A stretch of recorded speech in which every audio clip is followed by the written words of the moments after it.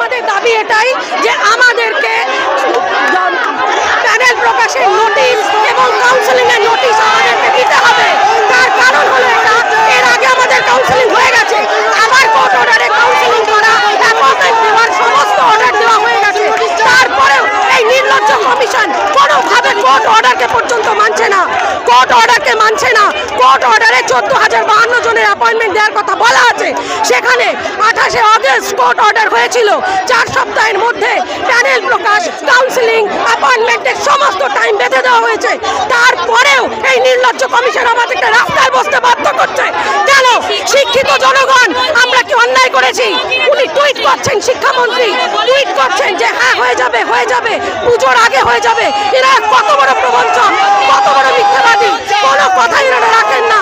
আমাদের আজকে স্কুলে থাকার কথা, আমাদের প্রত্যেকে স্কুলে থাকার কথা, আমরা এখানে রাস্তার উপরে বসে আছি। আমাদের ইচ্ছে করছে না এই রোদে গরমে পুড়ে রাস্তায় তেতে পুড়ে বসে থাকতে, আমাদেরকে বাধ্য করা হচ্ছে। এই সরকার, এই কমিশন, এই শিক্ষামন্ত্রী, এমনকি এই মুখ্যমন্ত্রী, এরা প্রত্যেকে বাধ্য করছে আমাদেরকে রাস্তায় বসতে। আমরা এটা মানছি না, মানবো না।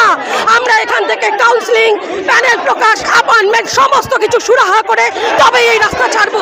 আমরা এখানে বসে থাকবোই যতক্ষণ আমাদের দাবি পূরণ না হচ্ছে। আপার প্রাইমারি পরীক্ষা 2016 সালে হয়েছিল, আজকে 2024, দুবার ইন্টারভিউ দিয়েছি, দুবার কাউন্সেলিং দিচ্ছি, দুবার প্যানেল বাতিল হয়েছে।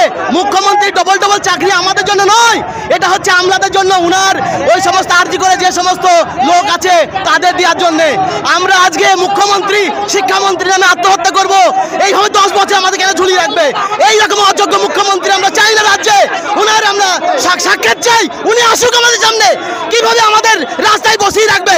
আর এই পুলিশরা আমাদের ভটকাই কেন?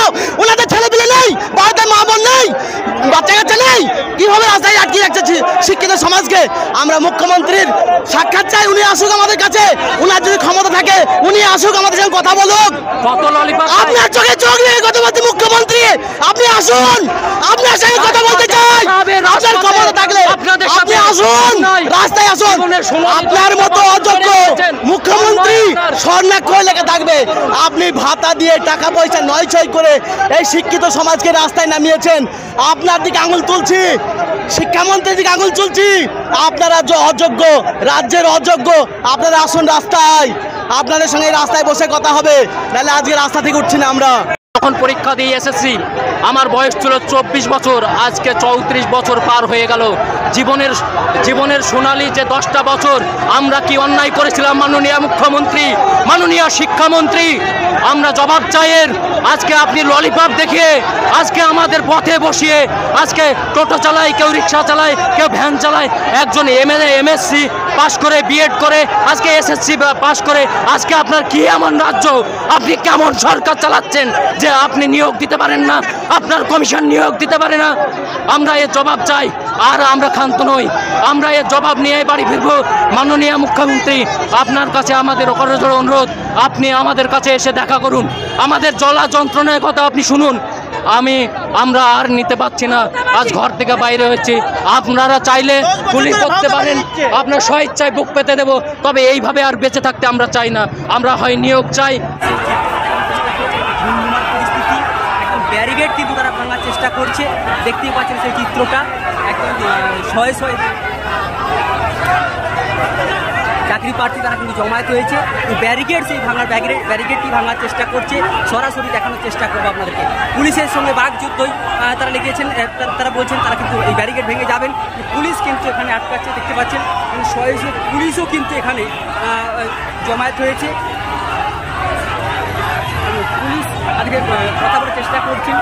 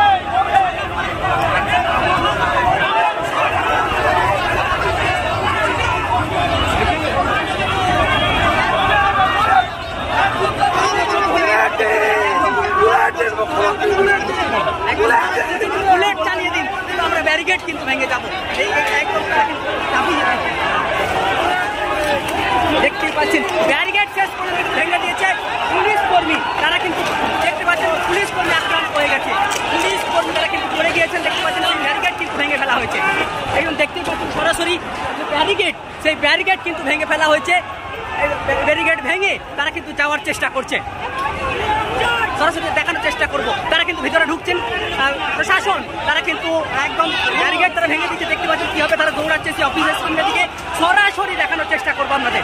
এখন দেখতে পাচ্ছেন পুলিশের সাথে সাথে পুলিশ কিন্তু আবার হয়তো সেই চিত্রটা তুলে ধরবার সামনে, এখন তারা সেই শিক্ষা দপ্তর সেই অফিসের সামনে তারা কিন্তু এসে গেছেন, এই যে অফিস তারা কিন্তু সেই অফিসের সামনে এসে গেছে এবং তারা এখানে ধর্নায় একদম তারা বসে পড়েছেন সেটা দেখানোর চেষ্টা করছে সরাসরি সেই অফিসের সামনে এবং চাকরি প্রার্থী সেই অফিস এবং তারা অফিসের সামনে কিন্তু বসে পড়েছে।